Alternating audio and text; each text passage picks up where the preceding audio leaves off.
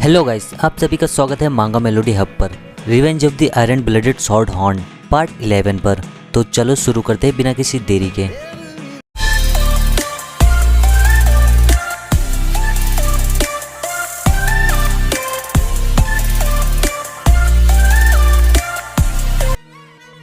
पिछले एपिसोड में हमने देखा था वैकिर सभी से फाइट करता है और उन्हें बोलता है तुम जैसे जानवरों को दिखाता हूँ डर क्या होता है।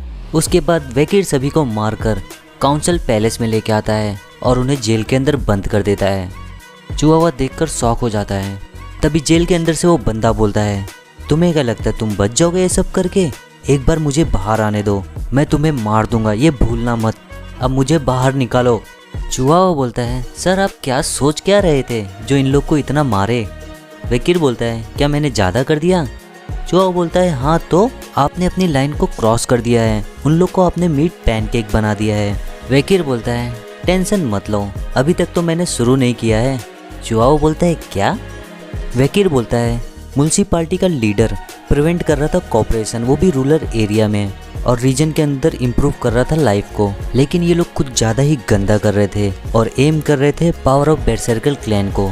तुम इन्हें देखकर ही बता सकते हो ये लोग कितना कॉम्बैटिव दिख रहे हैं, और यही प्रूफ है इन लोग को अभी तक इनका लेसन समझ में नहीं आया। जब सूरज ढलेगा तो मैं इन लोग को एग्जीक्यूट कर दूंगा, और मैं ये कर ही रहा हूँ तो इन लोग के सारे कनेक्शन भी वाइप आउट कर दूंगा। चिहुआहुआ पूछता है क्या आप सीरियस हो सर? वैकिर बोलता है हाँ तो। ऐसा सुनकर जितने भी प्रिजन के अंदर रहते हैं सब डर जाते हैं और बोलते हैं प्लीज़ हमें माफ़ कर दो, हमें जाने दो यहाँ से, तुम्हें जो भी चाहिए हम वो तुम्हें दे देंगे, बस हम लोग को मारो मत। चिहुआहुआ बोलता है लेकिन उनके क्लैंस क्या ऐसा होते हुए देखते रहेंगे? उन लोग भले ही सिली और कावर्ड हैं, बट वो लोग कभी कभी बोल्ड भी होते हैं। वो लोग फिर बाद में कभी बिजनेस को सपोर्ट नहीं करेंगे जिसको आपने देखा होगा, और वो लोग रिवेंज लेंगे, एक के बाद एक वॉर करेंगे। वैकिर बोलता है टेंशन मत लो, इनके क्लैंस कंप्लेन नहीं कर पाएंगे क्योंकि ये लोग कनेक्टेड है क्रिमिनल ऑर्गेनाइजेशन से अंडरडॉग सिटी में। चिहुआहुआ बोलता है हमारे पास एविडेंस है। वैकिर बोलता है डोंट वरी, मेरे पास मेरे तरीके हैं, अगर मुझे एविडेंस नहीं मिलेगा तो मैं एविडेंस बना दूंगा, और वैसे भी आगे क्या होगा उससे मुझे फ़र्क नहीं पड़ता। जल्दी ही क्लैमिटी का एज आ जाएगा और मैं फ्यूचर में खुद चाहूँगा बैटल को डिप्लॉय करना। इवन अगर ये केस भी नहीं होगा तो थोड़ा टाइम बाद मैं खुद ही एडमिट हो जाऊँगा एकेडमी में और ये प्लेस छोड़ दूँगा। वैकिर उन लोगों को बोलता है चलो मैं तुम्हें बताता हूँ तुम्हारे ऊपर क्या क्या एक्यूजेशन लगेगा। क्राइम ऑफ इलीगली किडनैपिंग का और ट्रैफिकिंग वुमेन्स का, और सबसे बड़ी बात तुम लोगों ने बेरबिट को थ्रेटेंड किया, ब्लैकमेल किया, एसोलेट किया और ऑफिशियली असैसिनेटेड भी किया। तभी वो बंदा बोलता है हम लोग ने ऐसा कुछ नहीं किया है, अगर एविडेंस है इसका तो मैं एक्सेप्ट कर लूँगा पनिशमेंट को। वैकिर बोलता है तुम लोग एक्सेप्ट करोगे पनिशमेंट को अगर एविडेंस होगा तो? तुम लोग ऐसा बोल रहे हो जैसे तुम लोग गिल्टी हो क्राइम के लिए, बट एविडेंस नहीं है। ये सुनकर वो बंदा चुप हो जाता है। वैकिर सोचता है देखने से ऐसा लगता है ये अपने क्लैन का नाम खराब नहीं करना चाहता है, अगर इसकी डेथ हो जाए तो भी। वैकिर तभी पीछे देखता है और बोलता है तो तुम फाइनली आ गए। वो आदमी बोलता है आपने जो चीज़ बनवाने बोला था वो बना के लेके आ गया सर। वैकिर बोलता है टाइमिंग बहुत अच्छी है, गुड जॉब। वो आदमी वैकिर से पूछता है मैं 30 ईयर से टॉर्चरिंग कर रहा हूँ, बट आपने जो जो सामान बनवाया है उसमें से कुछ कुछ चीज़ें तो मेरे लिए भी नया है, आप इतने चिलिंग आइडिया के साथ कैसे आ गए? वैकिर बोलता है मैंने इसे इन्वेंट नहीं किया है, मैं जहाँ से आया हूँ वहाँ ये चीज़ें कॉमन है। वो आदमी बोलता है क्या आप हेल में थे सर? वैकिर बोलता है कुछ ऐसे ही समझ लो, क्या तुम चाहोगे मैं तुम्हें कुछ नई नई ट्रिक्स सिखाऊं? आदमी बोलता है नहीं सर, मुझे डिक्लाइन करना पड़ेगा वरना मेरे पेट में जो भी खाना है वो बाहर आ जाएगा। वैकिर बोलता है तो अब शुरू करते हैं, तुम्हारा वो रिजॉल्व क्या था कि तुम कुछ बोलोगे नहीं? प्लीज़ बोलना नहीं, मुझे मेरा टाइम लेना है तुम्हारी मेमोरी को रिवील करने के लिए। वो लोग ऐसा सुन के एकदम डर जाते हैं। उसके बाद ही रूमर्स बहुत जल्दी स्प्रेड हो गए थे अंडरडॉग सिटी में। 7 ट्रैश को जो लग्जरी लाइफ जी रहे थे और क्राइम कर रहे थे वो अरेस्ट हो गए एक साथ में, और अंडरडॉग सिटी के अंदर जितनी भी ग्रुप बैठती थी इसी टॉपिक पर बात करती थी। जो लोगों को अरेस्ट किए हैं उनको ट्रीट किया गया है एक बग्स की तरह। हमारे नए वॉइस काउंसिल का कैरेक्टर देखकर लगता है ये लोग इतनी जल्दी छूटेंगे भी नहीं।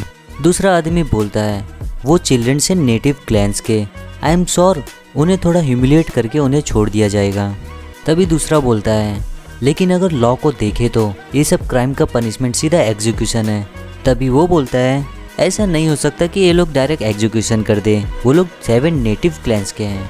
दूसरा आदमी बोलता है, यू इडियट, तुम जानते भी हो हमारे वाइस काउंसिल कैसे हैं, ये एक सिंगल पोस्ट पर 10 बिलियंस लगा सकते हैं।